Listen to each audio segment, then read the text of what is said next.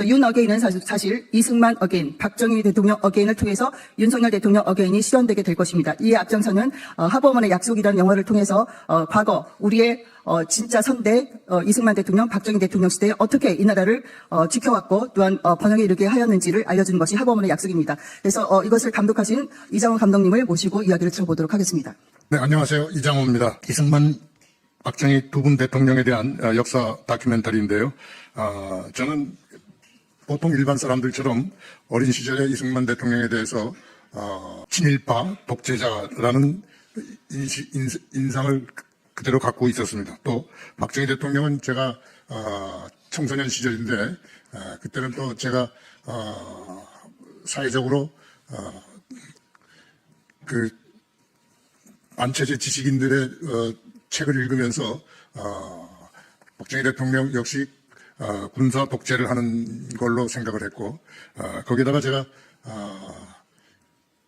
70년대 들어서면서 그 연예인들 대마초 사건 때 관련이 돼서 무기한 정지 명령, 활동 정지 명령을 받고 자연히 검열이라든지 모든 것에 대한 반감이 컸습니다. 그러다가 기독교에 기이하면서 기독교의 영향으로 진실이라는 거, 역사의 진실이라든지 우리 인간의 진실이라는 면에 대해서 생각을 많이 하게 되고, 그러면서 역사도 다시 한번 검토하는 그런 과정을 거쳤습니다. 그때 이승만 대통령의 건국 역사를 보면서 해방공간이라는 특수한 상황을 알게 됐고, 그 해방공간은 지금까지도 분열과 대립에 어떤 깊은 영향을 준 것을 깨닫게 됐습니다. 그래서 내가 여태까지 영화 관객을 통해서 잘못 알려준, 현실을 왜곡하고 알려준 이런 것들에 대한 사죄하는 의미에서 이 영화를 기획하게 됐고 만들게 됐습니다. 우리가 살아온 동안에 그동안에 효선이, 미선이, 또 사드 거짓말, 후쿠시마 거짓말, 박 대통령 탄핵, 세월호, 이태원 사건 등 지금은 금투세 계엄령까지도 현실을 왜곡하는 그런 소문을 퍼뜨리면서 우리나라의 중산층을 무너뜨리고 윤석열 대통령을 탄핵하고 어떻게 보면은 전국 종중의 그 세력이 지금 우리나라를 위태롭게 만들고 있다고 생각합니다. 그러나 저는 현실이 두려울 때마다 마음속으로 하나님이 그 어려운 상황에서 자유민주주의 건국을 해주셨다는 것, 또 6.25 전쟁 남침에 준비 없이 밀려서 낙동강까지 가고 부산 점령 당하기 아슬아슬한 순간에 다시 반전으로 북진할 수 있어서 압록강까지 밀고 올라갔다라는 그런 기적, 이런 기적들뿐만 아니라 이승만 대통령 하야하신 후에 4.19 학생 세력들이 정치에 참여하면서 가자 북으로 오라 남으로 하면서 연방제 통일에 휩쓸렸을 때, 그때 박정희 장군이 5.16 군사혁명을 일으키면서 그 모든 반공을 국시의 제일로 삼는다는 것으로 어지러운 사회를 수습하기 시작했고, 그 바탕을 통해서 경제를 일으킬 수 있었던 것을 저는 모두 하나님의 언약이 지켜진 거라고 생각합니다. 지금도 현실이 어렵지만 저는 이것이 결국 계몽이 되어서 국민들을 깨우치게 되고 그것을 토대로 자유민주주의가 더 탄탄하게 발전할 수 있을 거라는 믿음을 갖고 있습니다. 뿐만 아니라 미래에는 남북통일도 자유민주주의 대한민국의 이름으로 남북통일이 된다는 것을 기대하고 확신합니다. 네, 이상입니다. 감사합니다.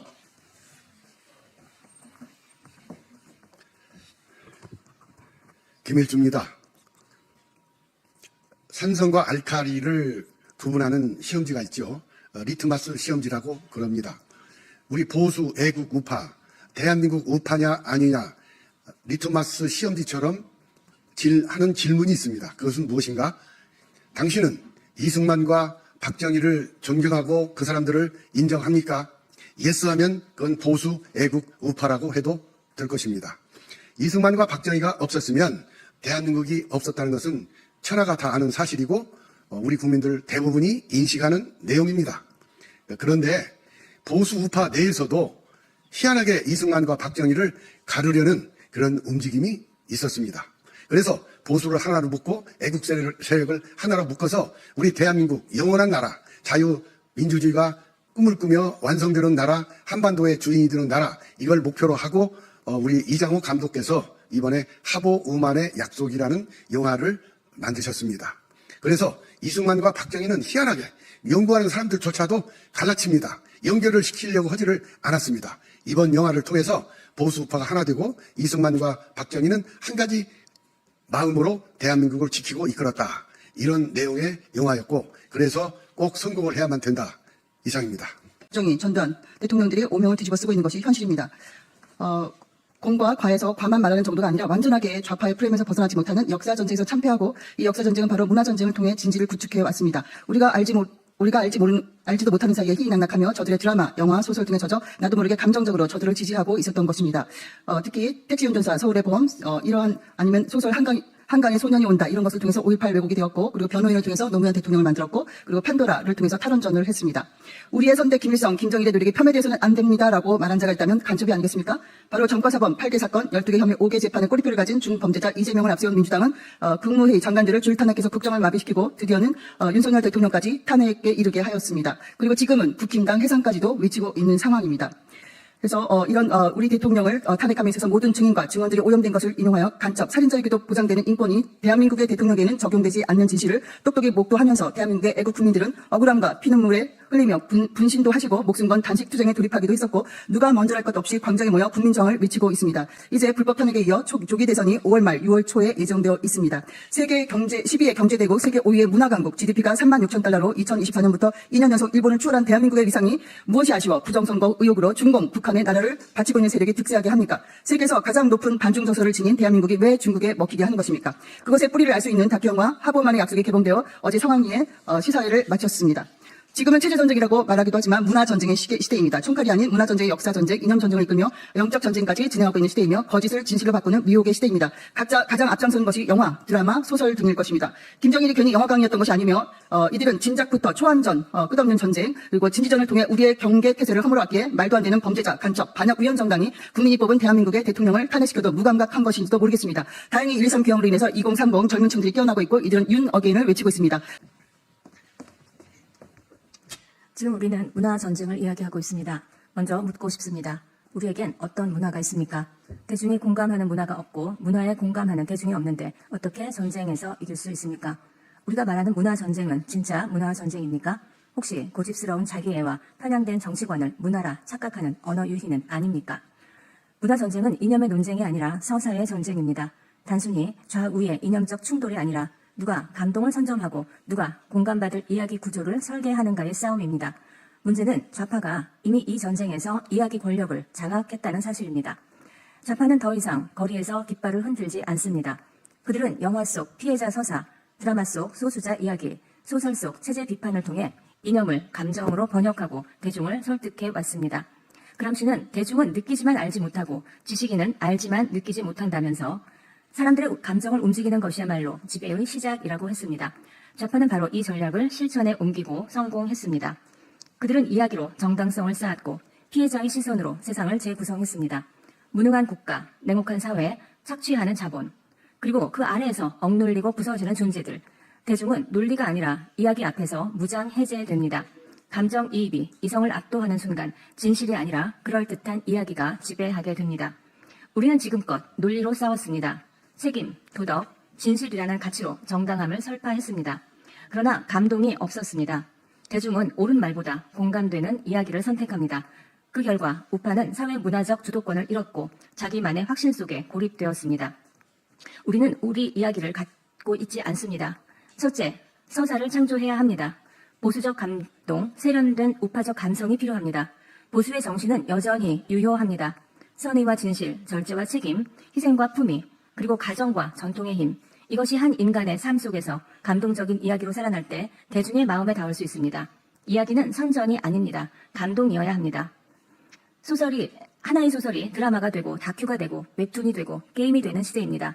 과거 태백산맥이 좌파의 대서사였고 현재 노벨 문학상을 받았다며 우상화하는 한강의 소설이 문화의 왕좌를 차지했다면 우파는 이념과 위인전에서 벗어나 개인과 자유의 가치를 가슴에 심는 소설과 영화와 드라마를 읽고 보고 감동하고 이야기해야 합니다. 둘째, 캐릭터를 만들어야 합니다. 산업화 1세대의 땀과 실패와 부활, 전쟁을 딛고 가족을 지킨 아버지와 어머니, 자유를 찾아온 탈북자, 오늘의 불의를 깨고 희망을 회복하는 청년들의 서사를 창조해야 합니다. 우리의 이야기 하나하나가 콘텐츠가 되고 콘텐츠는 정서가 되고 그 정서가 문화의 물결이 되어야 합니다. 논리가 아닌 서사, 훈계가 아닌 공감, 권력이 아닌 감동으로 싸워야 합니다. 문화 권력이 아니라 이야기 권력을 되찾아야 합니다.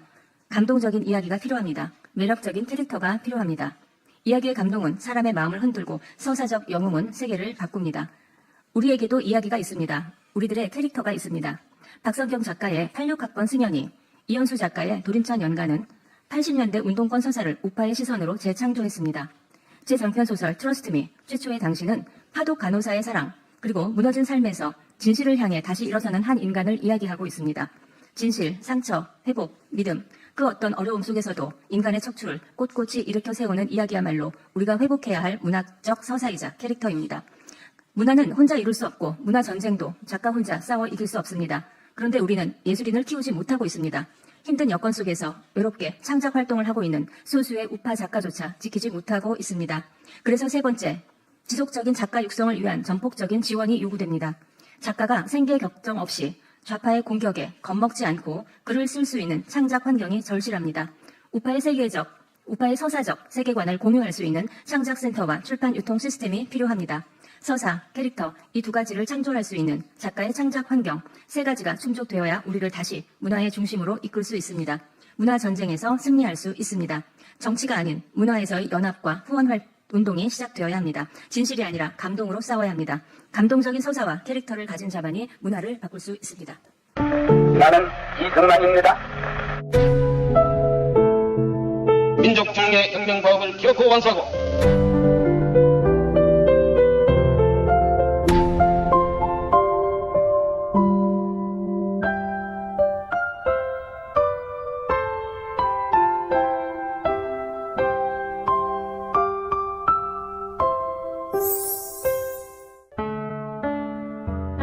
국민이 원하는 것만 알면 그렇게 하기를 원하는 것이다.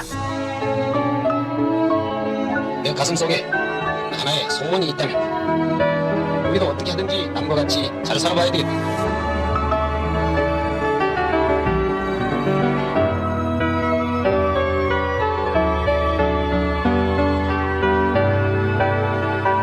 그때는 활동 정지 명령을 받으면서 현실에 대한 불만이 많았고